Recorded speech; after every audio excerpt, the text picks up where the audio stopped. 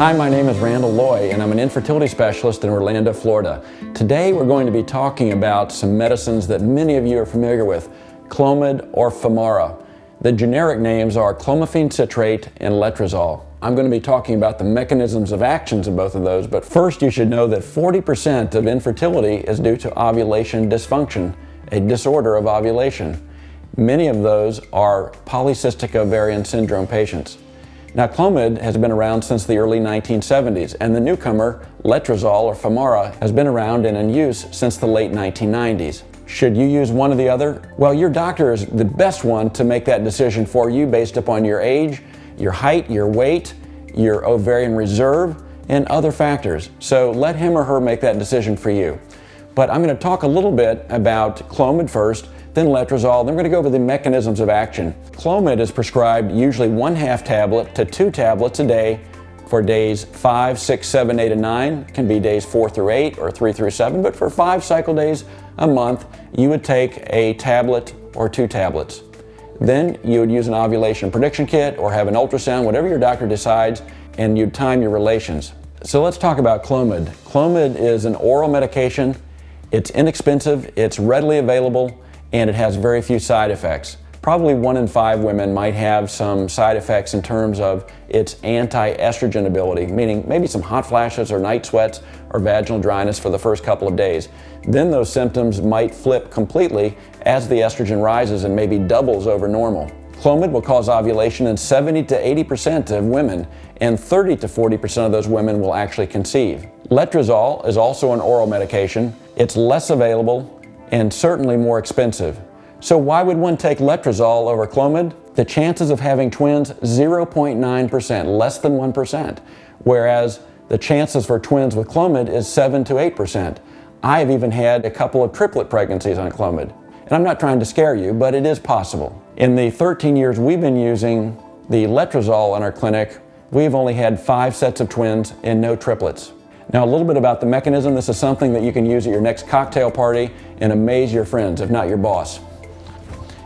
So, clomiphene actually blocks estrogen receptors at the hypothalamus and at the pituitary.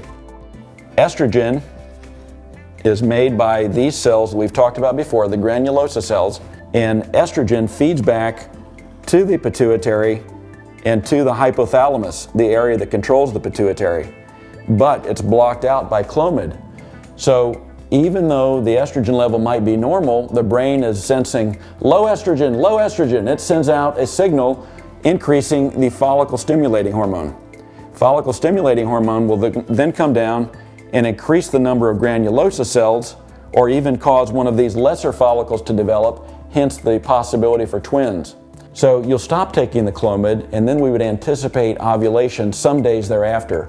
You might use an ovulation prediction kit, or you might even use a shot of the ovulation trigger, HCG, to cause that egg to release.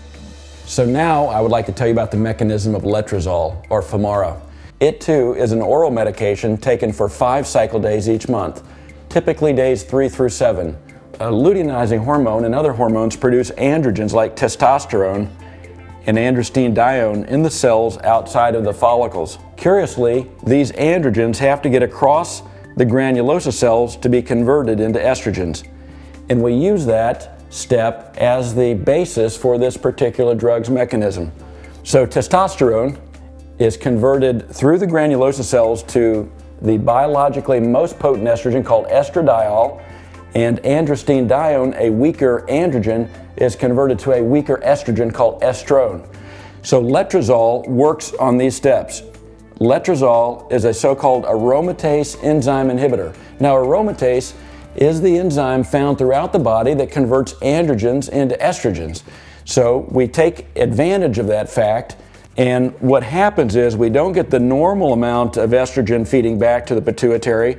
Because we've shut that down, we're getting a smaller amount of estrogen feeding back, and so the brain perceives too little estrogen. And much like the Clomid mechanism, when there's too little estrogen, there's more in the way of follicle stimulating hormone.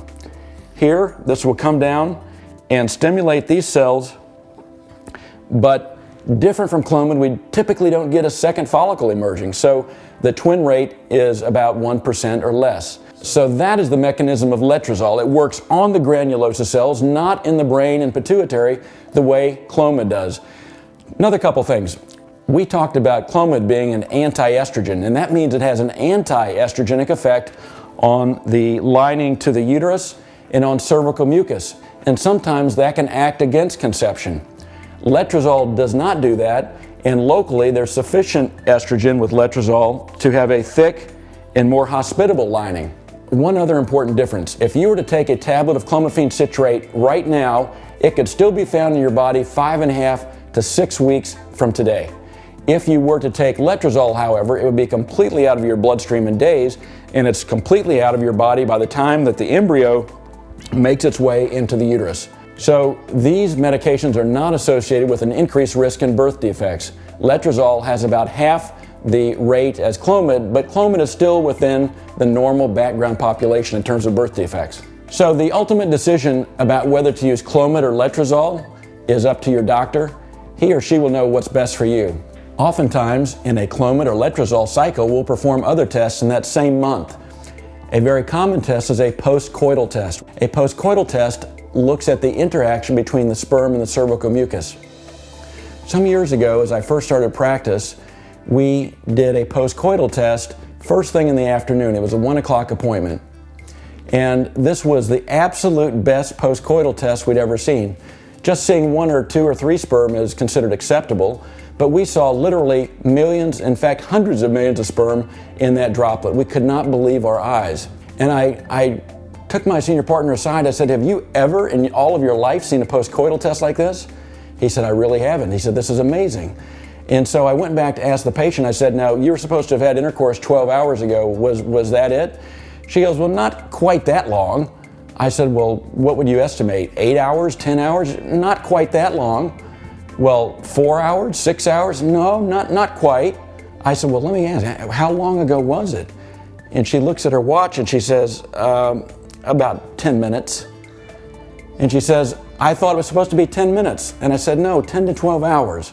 She goes, well, that's why my husband drove his van today. We had lunch in the van, and then after lunch, a little afternoon delight. Anyway, thanks so much for joining me today. A lot of crazy stories in our practice, as you can tell, but a lot of things happen over 30 years. Anyway, please subscribe if you haven't already. Please tell your friends to subscribe as well. And if you have any questions or concerns of a personal nature, please email me at the address below. Hope to see you again next week. Thanks so much for joining me today.